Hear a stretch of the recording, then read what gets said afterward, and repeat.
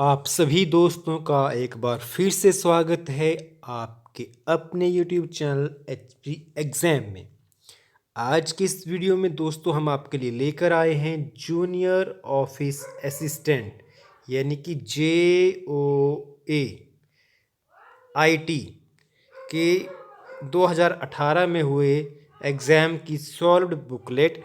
इस बुकलेट के हम जनरल नॉलेज के सेक्शन को या फिर एप्टीट्यूड सेक्शन जिसमें रीजनिंग आती है उसको इस वीडियो में सॉल्व करेंगे।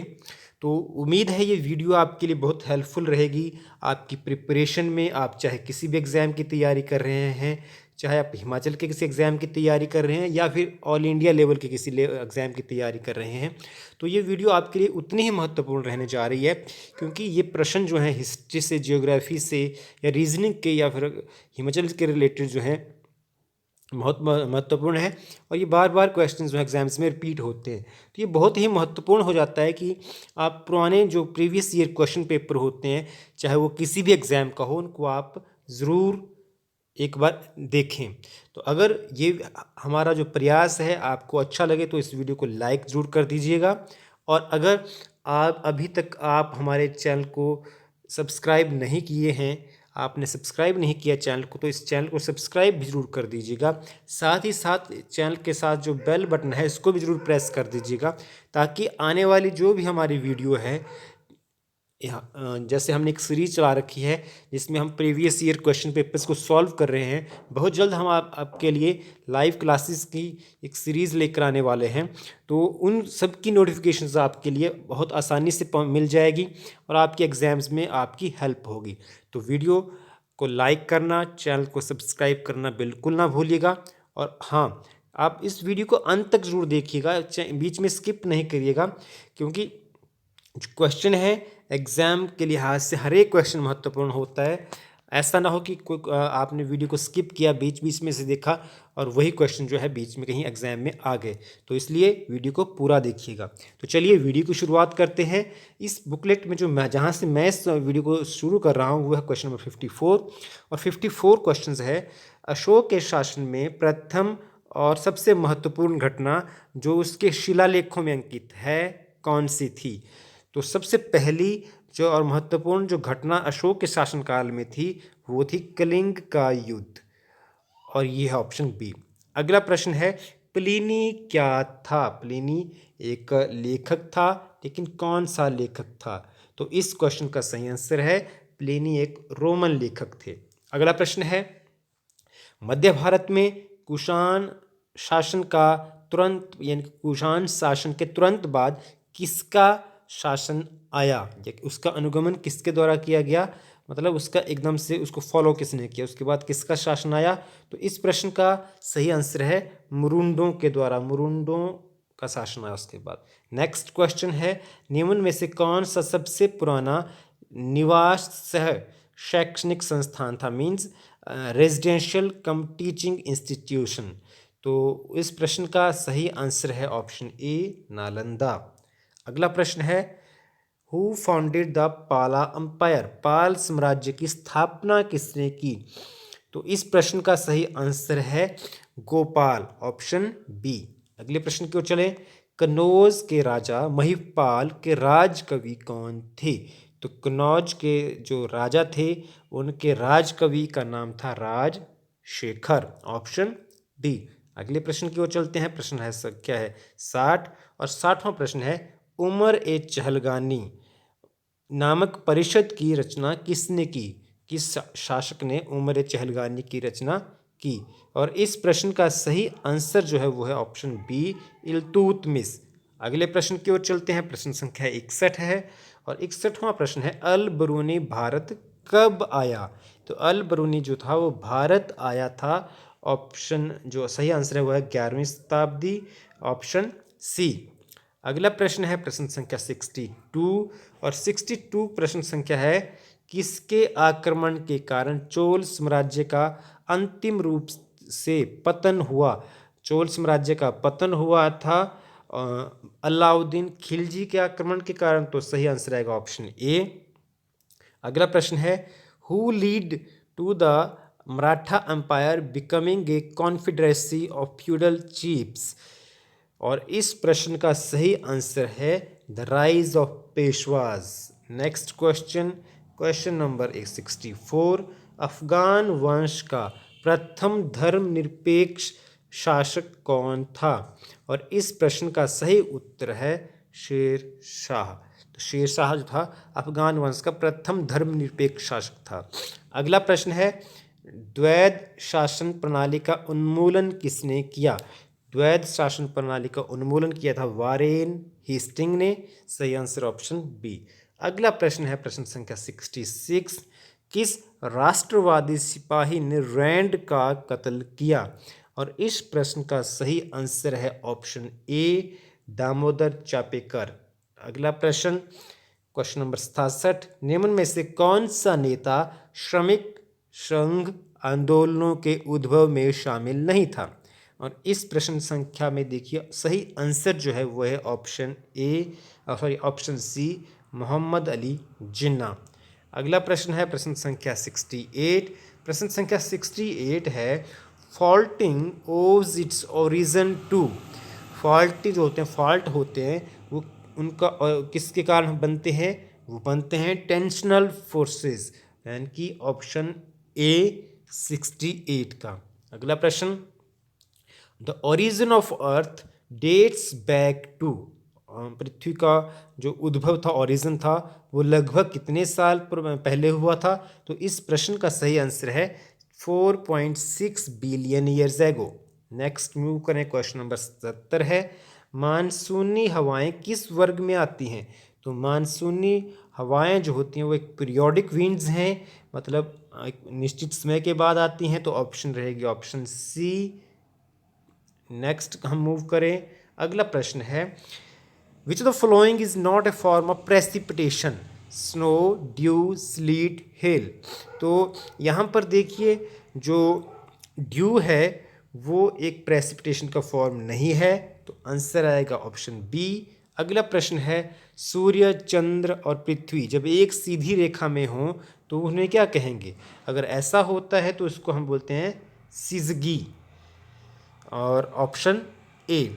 अगला प्रश्न है प्रश्न संख्या 73 प्रश्न है निम्न में से कौन सी एक ठोस अपशिष्ट प्रबंधन की विधि नहीं है?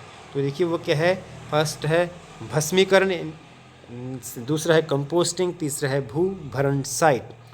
तो ये तीनों ही विधियां जो है सॉलिड वेस्ट मैनेजमेंट की टेक्निक्स हैं। तो सही आंसर इसमें बनेगा इसमें से कोई नहीं, ऑप्शन डी।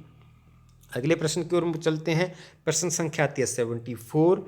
निम्न में से किस देश में अन्य देशों के मुकाबले अधिक मछली का उपभोग किया जाता है? और इस प्रश्न का सही आंसर जो है वो है जापान। अगला प्रश्न, प्रश्न संख्या 75।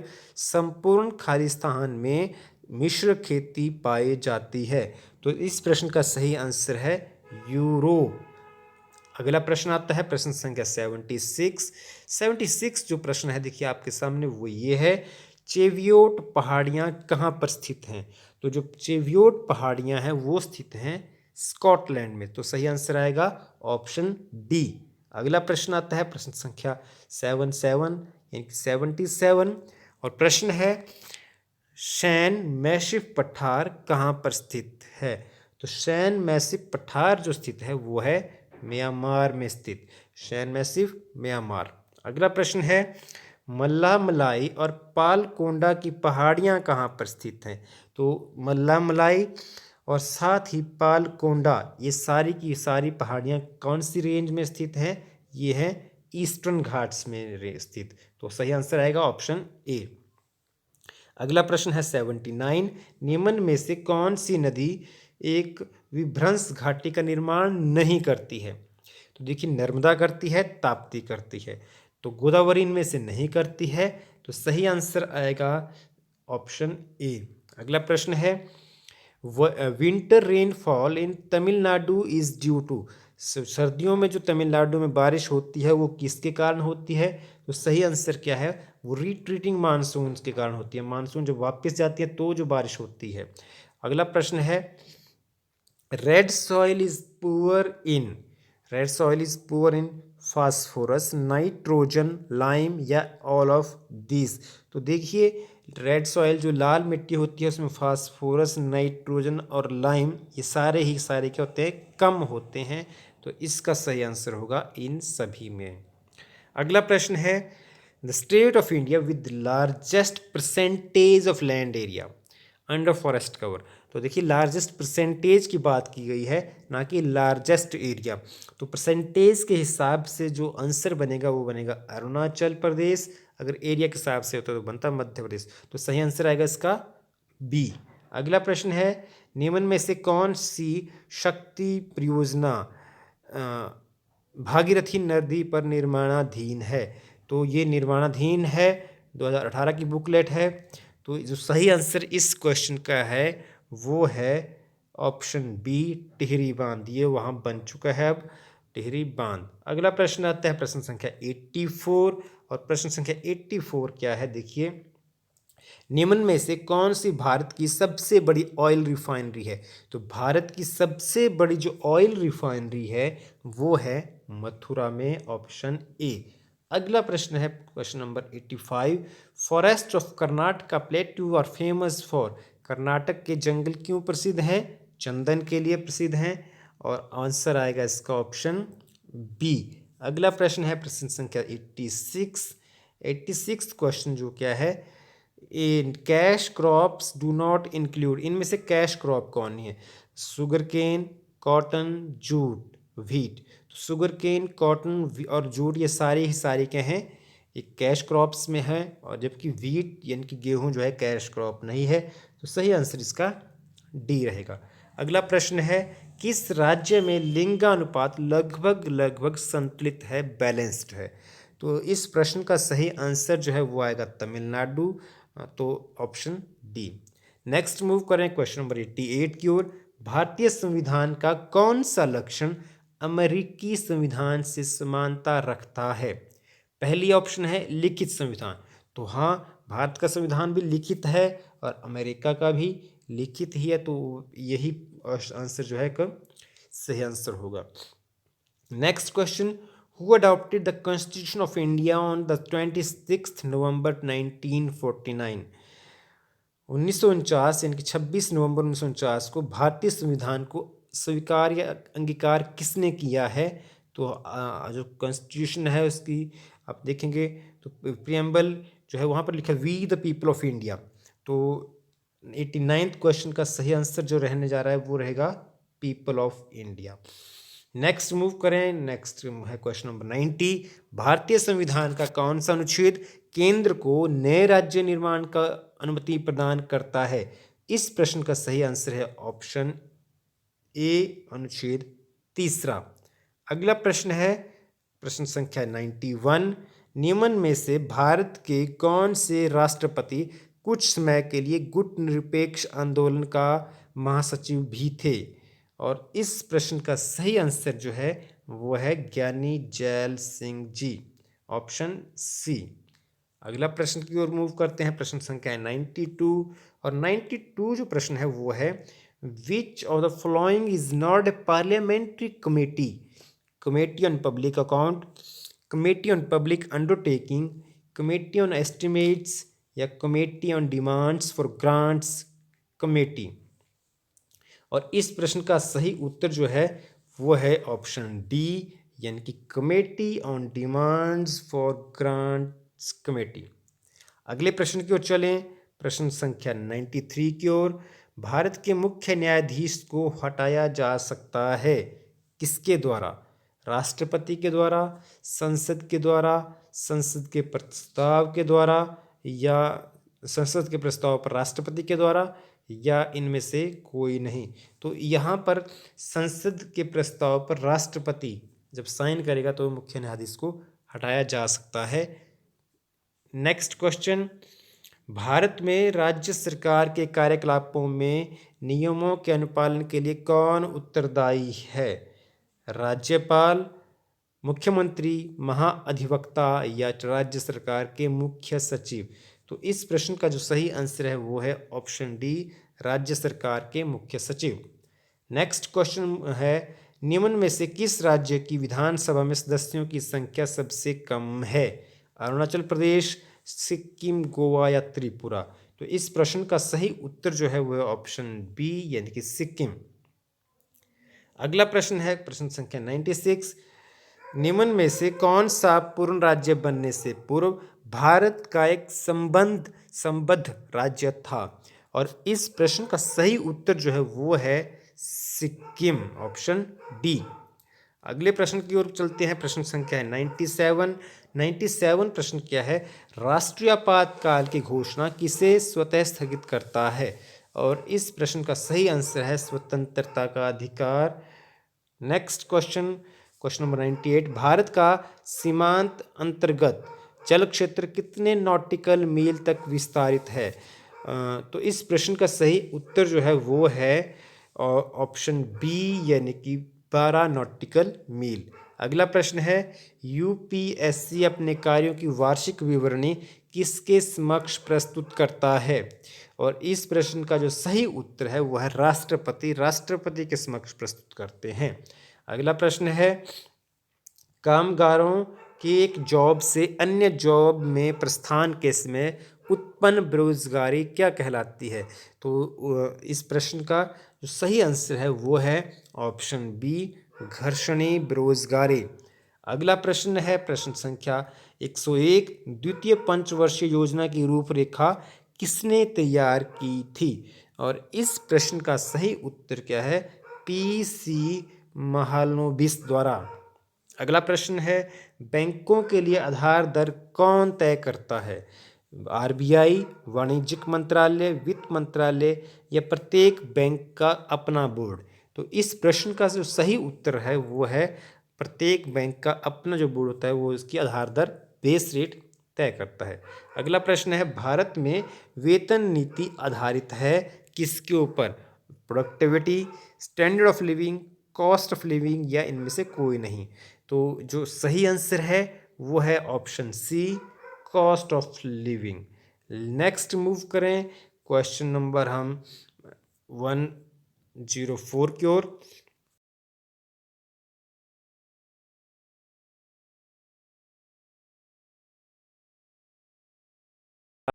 नेशनल लिटरेसी रेट की कंपैरिजन में कंपेयर करें तो किसकी यहाँ पर लिटरेसी रेट जो है नेशनल से कम है? तो इस प्रश्न का जो सही आंसर है वो है option C, Andhra Pradesh.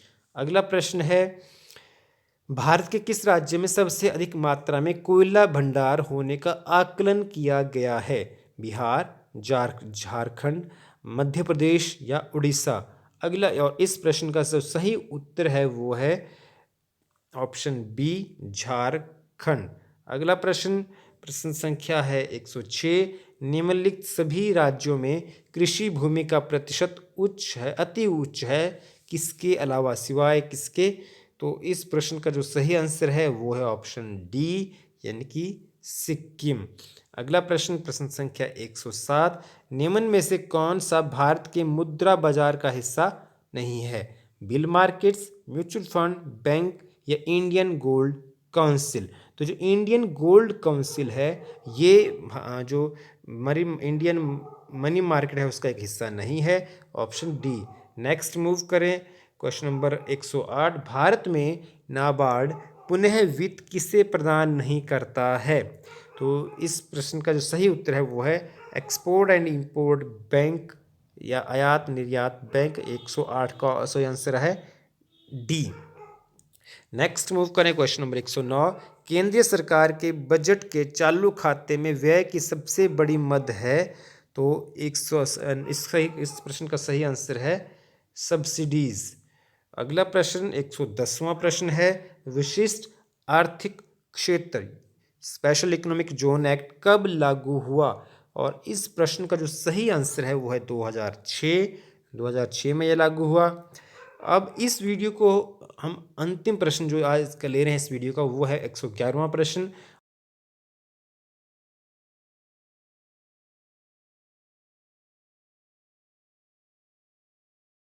Feasible in nature या इनमें से कोई नहीं? तो जो गुरुत्वाकर्षण बल होता है वो क्या होता है?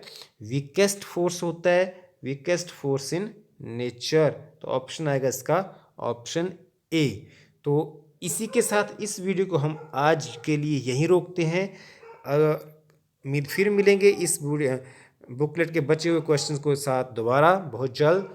तो अगर वीडियो आपको हेल्पफुल लगे आपके लिए तो इसको लाइक ज़रूर कर दीजिएगा, और अगर आपने अभी तक हमारे चैनल को सब्सक्राइब नहीं किया है दोस्तों तो इसे सब्सक्राइब भी ज़रूर कर लीजिएगा, और साथ ही साथ बेल बटन को भी प्रेस कर लीजिएगा, ताकि आपको हमारी आने वाली जितनी भी वीडियो हैं उनकी नोटिफिकेशन आसानी से मिल सके, और आप अपने प्रिपरेशन को चेक भी कर सकें और अपनी प्रिपरेशन को बूस्टअप भी कर सकें।